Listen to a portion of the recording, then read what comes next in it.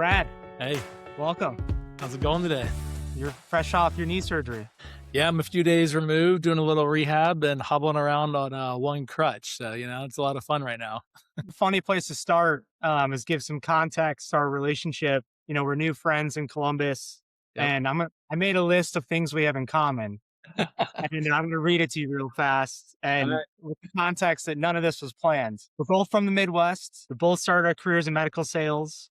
We now live in the same town in Ohio. We drive the same car. We got our hair cut by the same guy. We both married wives we don't deserve. Those wives are now best friends. We both run businesses with those wives. We're both back-to-back girl dad champs, two each. Our oldest girls are now best friends. We have the same business idol in Ryan Serhant. I can keep going, but it's a pretty scary list, man. Dude, that is a heck of a list. That's a Um, lot of symmetry there. Man, I have a hard time making new friends, but at some point, there's an exception to a rule, or you're just a brother from another mother. I know, man. Look at us just becoming besties. Well, I'll wrap this up and then this will lead to our first topic. One of the biggest things we also have in common is we had the same first true love, which is baseball. So Right. I'd love to start there and talk a little bit about your childhood and playing baseball, and that was such a big part of your life. All right, cool. So, yeah, I grew up in a small Western Ohio town called Bell Fountain. It's about an hour northwest of Columbus. Really, my entire life as a child was around sports. And in the country, we kind of had two options. You either farmed or you really played sports, right? And I didn't grow up on a farm. And my dad loved sports. And so baseball at a very early age just became something I was really good at, but also that I really loved. I was fortunate enough that my dad, he was a construction worker, long days, but he always wanted to come play baseball with me.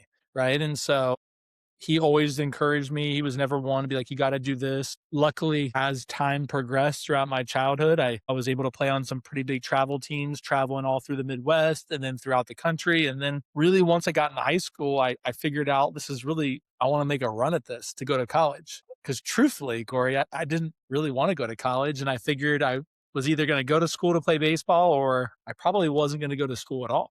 Maybe I would go into the trades like my father was or something. So baseball became my outlet and I just worked hard relentlessly at it. And, it became almost, I wouldn't say an obsession, but it definitely kept me focused on becoming the best player that I could be. I didn't really do anything else in high school besides baseball, played a little basketball, didn't really party, didn't really like hang out with a lot of people. I just worked, which has translated over to this career as well. But yeah, baseball became my life. And then I was fortunate enough to go play at Kent State and had wonderful 4 years there. So I still love baseball to this day. It's a little bit different than it was, but it was definitely a big part of my life. So baseball, I find baseball and business have so many parallels, but in particular, when you think back of your career, it could be childhood up to college.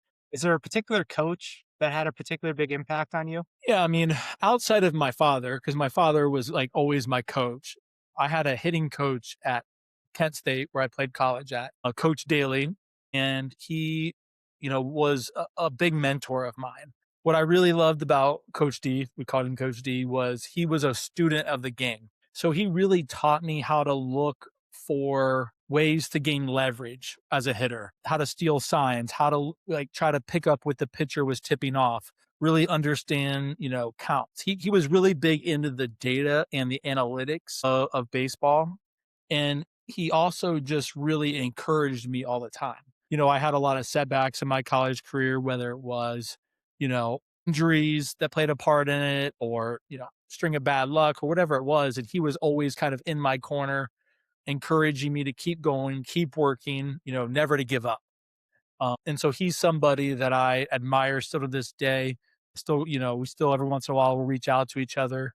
He ended up going on to coach at the University of Georgia, which is a big SEC program, and I was able to watch him and follow him. But he played a big role in my life as far as baseball is concerned, outside of my father. Yeah. And nature of baseball requires so much patience, battling adversity where, you fail 7 out of 10 times and you're the best player on the field. Right. There's not a lot of sports like that. You strike out and you have to wait 3 more innings to come back up to bat. there's so many parallels that come, with someone who understands baseball the way you and I do, Yeah. that, it's not like football where you can put your helmet on and go hit someone the next play. You're lost with your thoughts, in the outfield for 3 innings, Yeah. until you get your chance again. So growing up in Ohio in Bellefontaine, do you want to talk a little bit about your upbringing, your parents, some of the values they instilled in you? It's a pretty blue collar background. Um, you Yeah, so, like I said, Belle Fountain is a small farm town. There's really not much going on. When I was growing up, especially, I hate to say it, but it was probably, what we called, a dying farm town, and there wasn't a lot of opportunity outside of maybe working at a few factories in town, being a construction worker, or working at a hospital. And so, one thing that my parents did for myself and my younger brother is they really wanted us to go see what else was out there. They grew up in Bellefontaine, and at that time growing up, it was a great place to be. They never really left. Their jobs were, in and around. And so from a very early age, my parents wanted us to explore, go out and see more. But in order to do that, we had to work hard. And my parents were the epitome of a blue collar family. My dad was a construction worker. My mom had a few different jobs, and then she finally became a teacher a little bit later on in life. So, they really instilled those values of, work really hard, go out, you can do whatever you want, but nobody's going to give it to you, right? There's no handouts. My dad would always say that to me, like, nobody's going to give you a scholarship to go play baseball. You have to go earn it. Nobody's going to get you this job. You have to go earn it yourself. And so, I had loving parents. It was a wonderful childhood, but we just played sports all the time. My mom is a total boy mom. Like she just wore Under Armour and Nike clothes and sat at baseball diamonds and football fields on Friday nights for my brother. And that was her life. A lot of sacrifice by both of them to give up their social life and their friends time in order to allow us to go to these tournaments to play, these showcases, these camps. And so I'll be forever grateful for that. A lot of those experiences and a lot of those values that they instilled in me have just bled over into my entire career, but also into how I like to run our business now as well. Yeah, I mean, I think it's business and personal. Your family life. Growing up without that sense of entitlement, we're going to get to your story and sort of weave through it. But where you and I live now, I look at our daughters, the four between us, and I worry about the sense of entitlement, the neighborhood. They're not growing up in Bellefontaine. Our girls are fortunate a lot because of the work of you and your wife and Blair and I, not that that's not a great thing, but we have to instill in these kids that, like your parents did in you, that you're very fortunate to be born into this life. And, a reminder that, mom and dad didn't always have it this way. And, Yeah, it's a lost thing. it When is. you were growing up, did you always know you were going to leave Bellefontaine, or did you think you'd end up back there or always stay? I think once I figured out that I was good at baseball in college, I knew I was going to leave, right? Like, I think there was always a thought that, like, I was able to travel around, but Bell Fountain was always home. And just that's all I ever knew. We discussed this at dinner last week. I didn't take family vacations to the beach. I didn't go to Mexico for spring break. I went to the baseball field. And that was amazing, and that was amazing experience for everybody. I really wasn't like cultured in the sense of like I didn't know what else was out there. I kind of figured Bell Fountain was going to be it until in high school I started kind of getting some, more state and regional recognition around who I was as a player.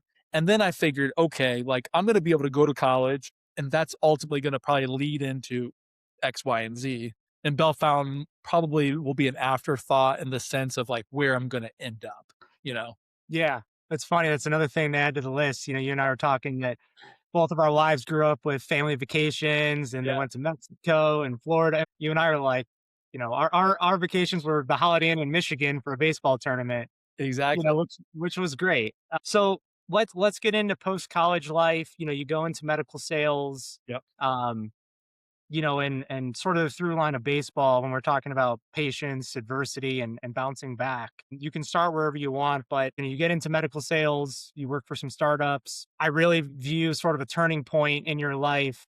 If you want to talk about the transition between Pittsburgh and Columbus and what happened there, and I think that would be a good good place to start. Yeah. So after college, I graduated in 2009. So if you remember correctly, that was like the Great Recession, right? So like one of the hardest job markets to come into. And I was having a tough time getting, we'll call it like an adult job. I was working at some odds and end places, but I really, didn't have that in that I thought or that I needed until a friend of mine out in Kansas City, who I grew up playing baseball with, he had moved out there for a med device company. And he kind of gave me a heads up that there was potential to get involved in his company. So I actually interviewed his company called Midmark out of Versailles, Ohio. I interviewed for almost a year with them. And it was a very like grueling process because there was no job opening. It was just, like most companies, you're stacking your pipeline of talent. Those major companies, they just want to keep stacking them. And finally, a job opened up and it sent me to Pittsburgh. And I had never been to Pittsburgh. I didn't know anything about it. I had some teammates from college that were from Western PA, but that's really where I started to put down my roots. I was there for, I want to say like maybe like 7 years. I worked for a pretty big med device company. The cool thing about that company, Kory, and I know we share this with when you worked with Cardinal, is like it kind of set the foundation of understanding how business works, how to read expense reports, how to look at P&Ls, how to be responsible for having meetings in front of like large organizations. And I was 22 when that started. So think about like I was a 22-year-old and you're in front of like the whole purchasing group of a major, IDN. I mean, you grow up fast. And so that job really kind of solidified, I guess, a lot of my sales acumen that I picked up, my marketing, how to communicate with people. So it was actually a really good job. But in the end, I was homesick, believe it or not.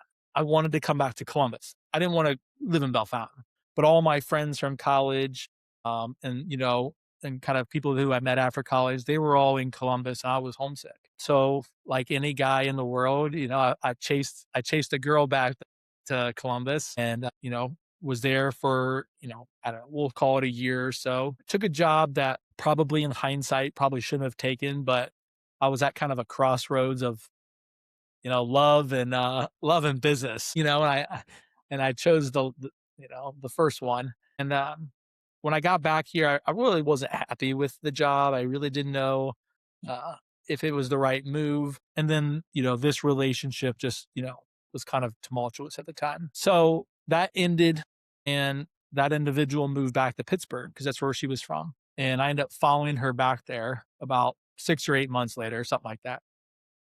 And through time, we ended up getting engaged and bought a house. And this will get into my real estate story, but we bought a house from her father. He owned it, he was renovating it. But we ended up then renovating a lot of it and then buying it from him. How how old were you at the time, Brad? I was probably like 28. This is probably 10 years ago, So you're Well, 28, somewhere around there. you're engaged, follow your fiance back to Pittsburgh. Okay. Yeah. Buying a house. Bought a house. You were just doing the things. I was working for a startup then. I was traveling all over the country, trying to get this product off the ground. And, at that time, you thought life was pretty good. You're cool with the family. You're doing a job where you could potentially have a big exit from. I was living on like 10 acres with a renovated house. It was kind of almost nostalgic a little bit from where I grew up. And yeah, so we were engaged and probably were engaged for about a year. And then, kind of all of a sudden she hit the brakes on that. And a month or two before we were supposed to get married, she called the wedding off. So right there was a little bit of my first introduction into, oh shoot, like what's going to happen, right? Uh, which was interesting. Well, it's easy with 10 years time, you're a different man in a different place in your life and you can look back on it, but I don't want to downplay the sort of severity or the emotional trauma that comes with that. You're 28, Yeah, you're starting to see the rest of your life and then you wake up one day the month before the wedding and that life is gone. yeah. And you don't have to get into a lot of the personal details, but you own the house together. There was a lot of shit for lack of a better word that I mean, The but role. the reason I think that's so important is we'll get into your real estate story, and Paige in a second here, but it's almost like two lives. You know, it would be easy for someone to look at you today in the town that you live in and the business that you run and say, man, he's had it easy. Yeah. Beautiful wife, two kids, business, you live in a great town.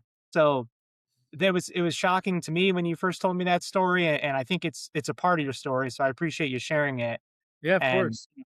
it's it goes back to the baseball, the adversity, and you have this ability, sort of a through line throughout your story. You have this ability to get knocked down, like knocked down pretty damn hard, and you get back up, man. Yeah. Well, I think it goes back all the way to my parents. Like nothing was ever given, everything's always earned. So when I did have this adversity, yes, it was soul crushing and, it was all those emotions and thoughts. I mean, like you said at best, Kory, like I had my whole life planned out. Right. And then all of a sudden that kind of all falls apart. And I think what I learned through that is I hadn't really had like a tumultuous event in my life. I had ups and downs, I had challenges, but nothing that was that almost debilitating, right? I mean, that kind of shaped how this next chapter was going to go, right? Like I had to pick myself up literally from the ground, from an emotional standpoint, from a financial standpoint, even my ego. I mean, think about it. I'm 28 and all of a sudden, like, it's all over.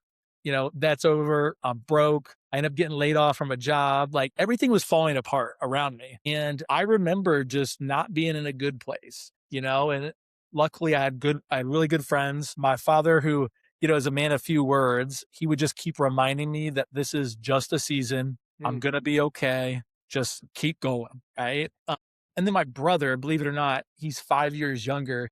He probably was the most instrumental in all of this. He just always checked on me every day, whether I was with him or not. He was always checking on me, encouraging me, keeping me busy, keeping my mind busy. So that experience really, like you said, kind of allowed for the second chapter of my life probably to get to where it is today. Because I think if I would have had life on easy street, like it kind of was, none of this would have happened. Right. Right? Like it really took getting knocked down to wake up to things and also to challenge myself, to better myself, mentally, physically, emotionally, spiritually, in order to kind of get to the place that I'm at today. So yeah, I mean, dude, that could have went to a dark place fast. I mean, For sure. a lot of your life is gone, your job is gone, financially, you're back to zero. It's not like you're 28, which is still young, but you know, you're not 18. Yeah. So let's transition from there because at the time, the last job you lost, you were still in the medical sales industry. Yep. So what happens there? Brad's at zero, laying in the dirt in Pittsburgh. What we get back up, we dust ourselves off, and where do we go from here? Yeah. So literally laying in the dirt. So back when I graduated from college, my mom made a comment to me that she thought I should get into real estate. She said, "You're good with people trust you. I think that would be good for you." And in my head, I'm like, "Mom, it's 2009. Like no houses are selling. Everybody's broke. There's no jobs. Like this seems crazy to me." And then along the way, I had bought some rental properties with a friend, done some flips, those sort of things. So I kind of always had this, in me. And then kind of when everything was just ruined, I remember I was in Lake Norman on a family vacation with my parents and my brother and his wife. They were married at the time. And I just told my brother, I said, I think I'm going to get my real estate license and I'm going to jump on a team and I'll still try to get a job in the med device industry to kind of just help bridge the gap. But I'm just going to get my real estate license. I kind of reverted back to that time in Pittsburgh when all that kind of blew up. I saw how the agent handled the sale of the house that we had and how brutal it was. And she was considered one of the big agents in the area. And I thought to myself, if she could make that type of money and she's not that great, well, like I'm pretty sure with my skill set and marketing, sales, business, I'm pretty sure I could probably make a really good go at this. So in the fall of 2019, I got my license and I jumped on a team. A friend of mine was a pretty sizable agent here in Columbus. So I jumped on his team to learn the business and really haven't looked back since. So you jump on his team, you're an agent under him, and Yeah. you start selling. What were the first couple of deals? Houses in Columbus, downtown, or? Yeah, rentals? so it's funny. So I jumped on his team to learn the systems, learn how things work, good mentorship, and luckily for me, COVID happened. And what happened was, obviously, you referenced it earlier, Serhant, I was a big fan of. Even before I got into real estate, I was a big fan of him. And then when I got into real estate, he was doing a lot of video content. He was doing a lot of stuff people weren't. And I remember talking to my buddy who runs the Life in Columbus Instagram account. I said, Kenny, I think I need to be this type of agent in Columbus because nobody's doing it. And I mean, like nobody was doing it at this level. And he said, well, tell you what, like he wasn't going to do it for free and he shouldn't do it for free. I paid him a very modest monthly, basically, bill to help me build my Instagram account. So in 2020, when things kind of shut down, my Instagram account just like shot off like a rocket ship. And my first client was a family, friends, parents in Pickerington. They were like in their 80s and they needed to sell their home, downsize, and they wanted to be closer to their kids in Bell Fountain. And so my family friend, she helped me get that sale. Like I didn't know what I was doing, but she played a big part in convincing her parents to hire me. So, it was just, a modest home in Pickerington, probably like 300. Then I thought, oh my gosh, I'm on top of the world. But from there, then it just became a social media kind of game for me. And in 2020 and 2021, I really just built my entire business off of social media. I was getting clients DMing me, people were reaching out that were relocating, and then word of mouth just with friends and acquaintances. And then, I started getting some past clients that were referring me. And that really was the rocket ship into my career. What sort of social media content were you doing? So back then, videos really weren't like a big thing. So I was doing a lot of static imagery, like just single posts of the city, of housing stats. But then reels started to come out and I started to do some really bad Instagram reels. Like they were so bad. If you scroll on my Instagram page and go back to, 2020, 21, they're pretty cringe. And then I was doing stories as well. I was posting a lot of stuff on stories, but I just had, because of Kenny, my buddy who was helping me, I kind of had the algorithm figured out at that time. So if people typed in Columbus, Ohio, Dublin, Ohio, I was getting recommended at the top of those feeds. Even though you were brand new. I was brand new. I landed like an $800,000 client on my third deal, and they thought I was just a pro. Because all of my content every day I was posting once or twice a day, and so I just had this stream of content, and so that goes back to just like the hard work that we kind of talked about earlier. When I got into real estate, there's no salary, there's no nothing, right? You're on your own. And so I knew that in order to do it and do it well, I had to like go all in and do it fast. And I was able to do that during those first couple years. And Kenny, like I said, the guy who runs Life in Columbus, he was instrumental in helping me kind of take off that platform. And correct me if I'm wrong, but this is around the same time you meet Paige. Yeah. So Paige, this is a story for another time, but yes. So Paige and I had connected on dating apps maybe like a year before COVID. And I would see her out at the bars, but I had no game. I'm not like, I'm not a guy to go up to a girl at a bar and start talking to her. Just not my thing. And so I knew who she was. And then we figured out we were both in real estate. And I would, as the kids say, slide into her DMs on Instagram, but she would leave me on read. And we still laugh about it today. Like literally just would never respond to anything that I would say. And right when the shutdown happened, I had messaged her when she was in Mexico. And I said something to the effect like, hey, not sure if you see what's going on, but this is what's happening in Columbus. And so we started talking, and then maybe like a week went by and she asked me to meet her down at the Side of Mile Trail, because we both kind of live in the downtown area. And I had a dog at the time. And so I was like, yeah, I'll come down and meet you. And I came down, and it was like 7 of her girlfriends and her. They were like having a social distancing picnic. And she pretty much just played with my dog the whole time. And her friends just grilled me about my life. And then that was the start of us. So there's some other talking points in there, but that was the beginning. That's ridiculous, and in some ways so Paige. But were you honest with them about your story up until that point? Well, a few of them actually knew of my ex fiance, and they knew because she had went to Ohio State, lived in Columbus, and so you know how Columbus is. It is such a small area, and so people knew who she was. They knew that I was engaged to her, and so it was like this whole thing, you know.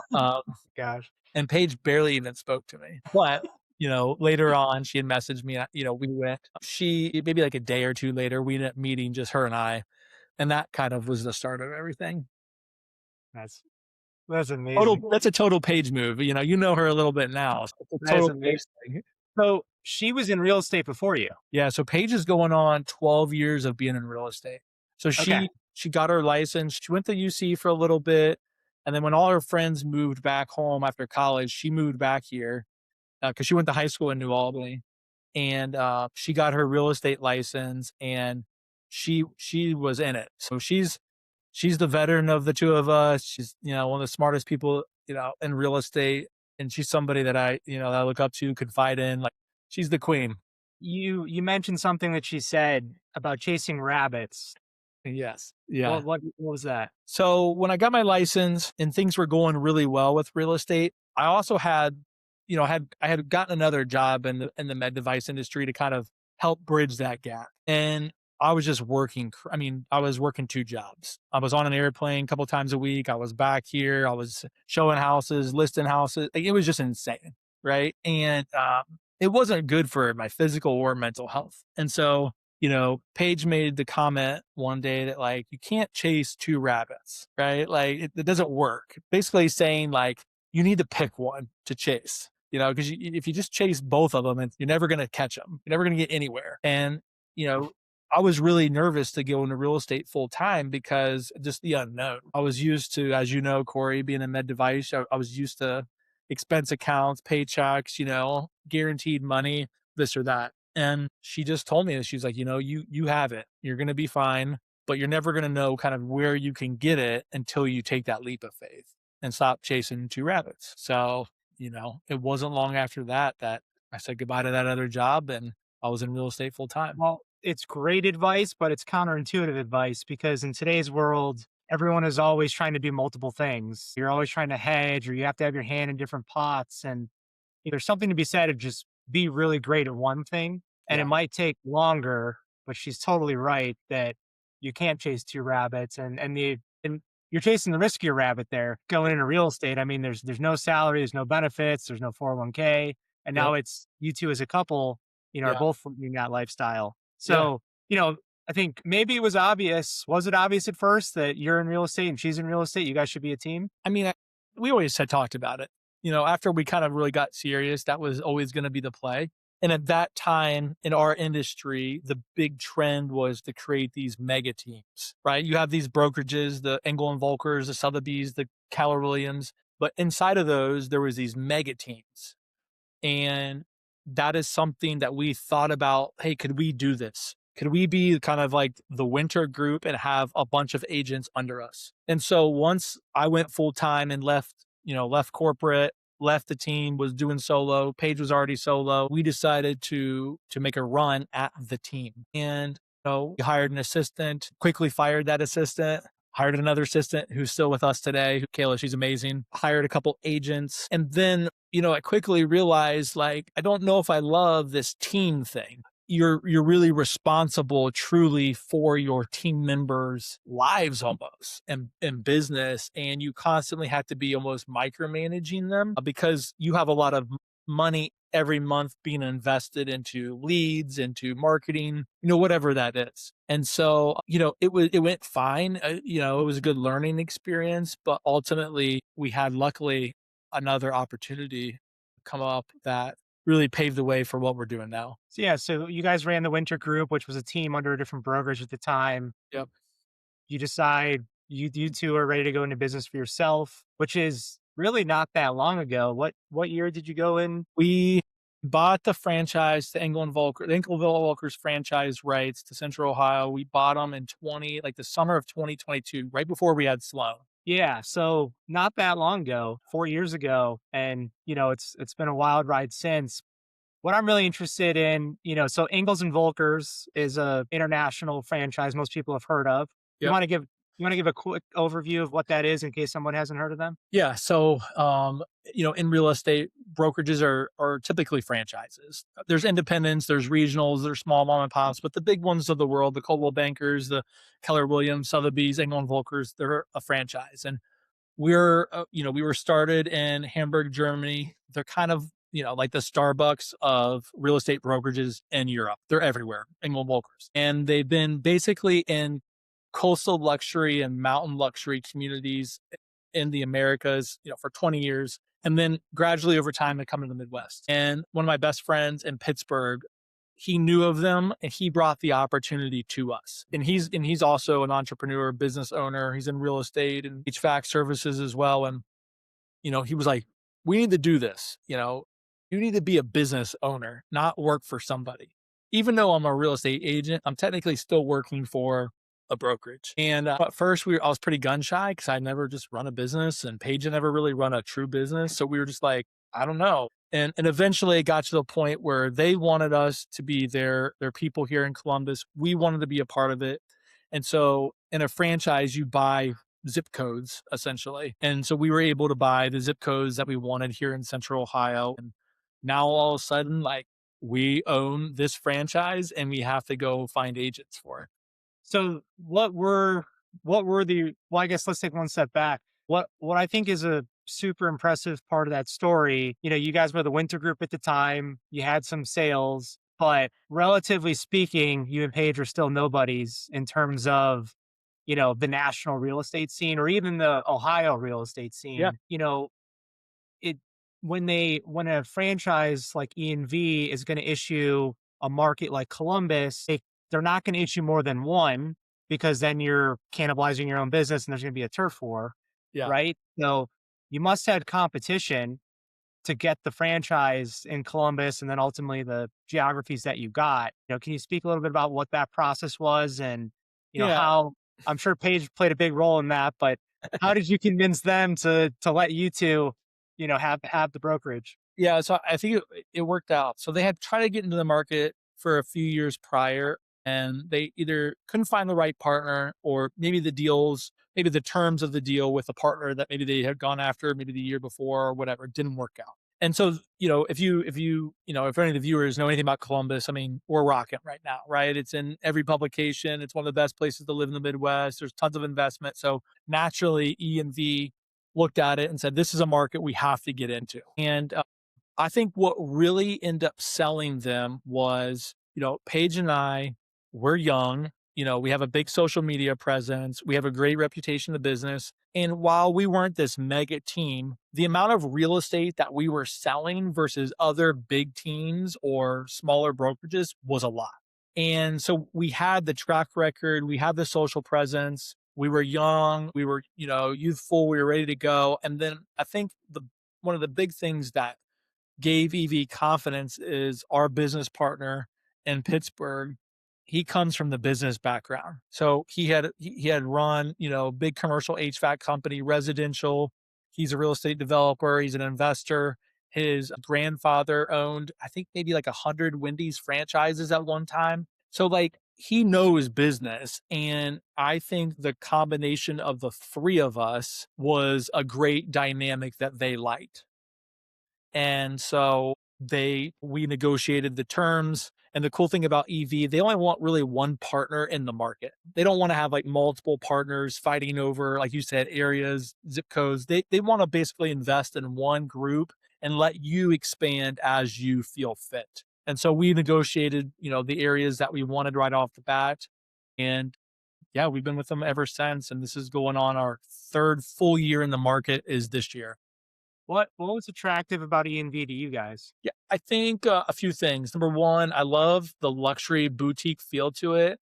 It's very personal. So, nothing against the big box, the Keller Williams, the Coldwells, the Compasses, all the world. Like, those are thousands and thousands and thousands of agents in a marketplace. And, in EV, like, it's small, it's boutique, it's really oriented towards people that produce. And so I kind of like that, because I wanted to affect people. I wanted to teach. I wanted to coach. I wanted to help people grow their business. And so in order to do that, I felt most effective if I could do it in like a smaller, intimate community. EV has really high standards as well. They like their marketing to look a certain way. They want their advisors to dress nice. Like, I mean, they have certain they have almost like dress codes for like how you act in the office. Every off or every shop we call them, they're the exact same. So the one in Columbus looks exactly like the one in Chicago.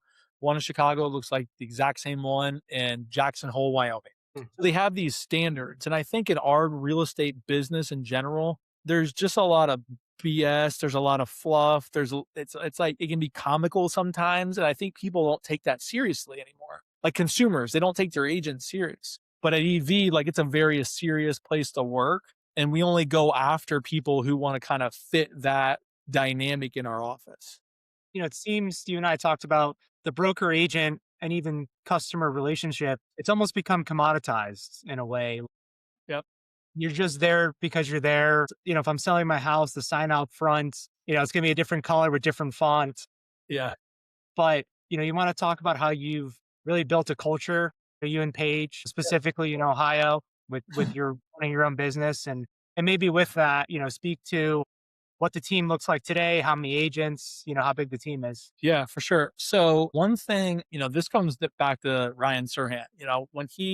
When he had his team and then came over and did a brokerage, he has created a culture of excellence at his place, a culture of production, of high end marketing. You do it this way. There's a level of seriousness and professionalism to that, and that is something that I just love. And it's not that we're not going to have fun. It's not that you can't be goofy or whatever. It's just that we're here to sell real estate. We're here to grow our business. We're here to be the best we can for our clients because, like you said, it's become so commoditized. Everybody knows an agent. And a lot of times people just pick an agent to, maybe it's their aunt, maybe it's their friend, and they don't really know, well, what is this person capable? What am I missing? What am I not getting out of them? What does the marketing look like? I mean, case in point, I was in a house yesterday that, they couldn't sell their house. And I was there because of the marketing that they saw me do on another house. And a friend of mine referred me to them because of the marketing that I've done for their house when selling it. And so we try to go above and beyond with video production, with, our print stuff, digital ads, to go above and beyond for the client because we believe the client deserves that. We talk about luxury at EV, but luxury is every price point and every different situation because it means something to somebody.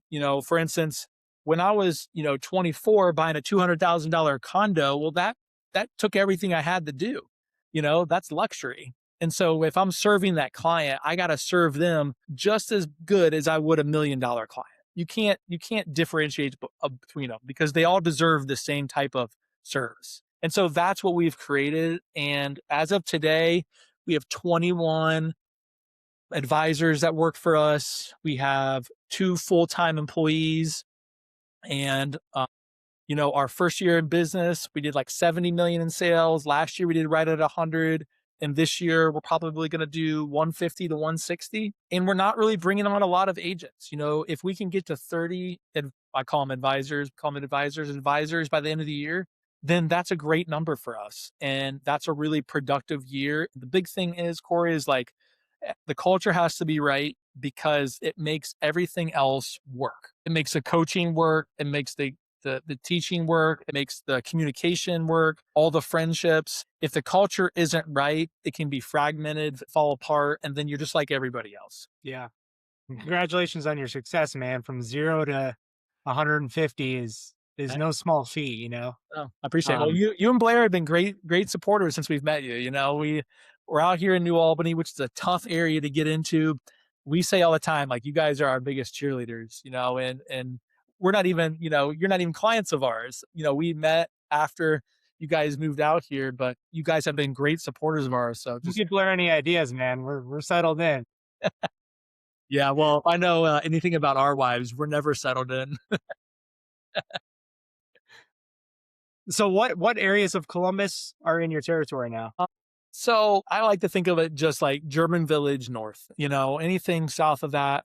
Technically somebody in Grove City or Pickerington could open up an Engel Völkers. So you have New Albany, you have Dublin. West Upper Arlington. Upper Arlington, Grandview, the downtown market, Clintonville. You've got all the right spots. Yeah, we've got all the right spots. So, like I said before earlier, EV really only wants to have like one partner in each market. They're very selective. So, unless I say I don't want it, they're going to allow us every opportunity whenever we feel like it's a good business move to go open up another shop. Yeah, and you're much more in tune to the business than me, but from what I've seen, there's AI and companies like I think it's Open Door. There's a Yeah, lot of trends or buzz about selling your house online and eliminating the need for someone like you. But buying a house, that's going to be your home, and yeah, that's as personal of a decision as you can make about it, really anything. I mean, where yeah, you're going to live, what's more personal than that? yeah, for So I'm a believer that you need somebody like, you, Paige, and your team, and you don't just want a commoditized relationship. exactly. So I love what you guys are doing, and it's been great to enjoy the ride. Thanks, man. No, we appreciate it. And like I said, you guys have been great supporters, and we're really excited to be in the Columbus market. They've been brave. Everybody's really embraced what we're doing. And if anybody is ever, in Columbus, we're located down in Italian Village. Stop in and see the shop. It's a different type of experience than you get at a normal kind of real estate office. Yeah. Well, just thinking about the area that we live in, there's a lot of maybe standing of the old guard per se, and I'd be a little nervous if I were them. I got you and Paige on my heels, and the generational shift that's happening, to millennials coming in. For sure. Uh, I couldn't be happy for you guys. I think you're prized to keep the success rolling. Thanks. And man, I think I'm gonna have to make an exception to my no new friends rule. Yeah, man. Come on. I mean, we do everything together now. Our daughters are connected, our wives are connected. I think I don't think you're gonna get rid of me anytime soon. It doesn't feel like it, man. No, Brad, it's been great getting to know you, man. And Yeah, you too. honestly, along the same lines, one of the biggest compliments I can give you is I, have this thing where I've had the same group of best friends since I was a little kid. And while they don't know you, I could drop you into that group and you'd be like you grew up with us from the baseball and That's awesome. personality and your work ethic. So Thanks, man. super, super glad to be connected and so happy to watch you and Paige's success. Thanks, man. And I really enjoy being on here. Like I said, I'm a big fan of the podcast. I watch all of them that come out, and I think you're on the right track with this and what you're doing. So keep it up, and I feel honored to be a part of it. Thanks for doing it, Brad. You got it, man. See ya.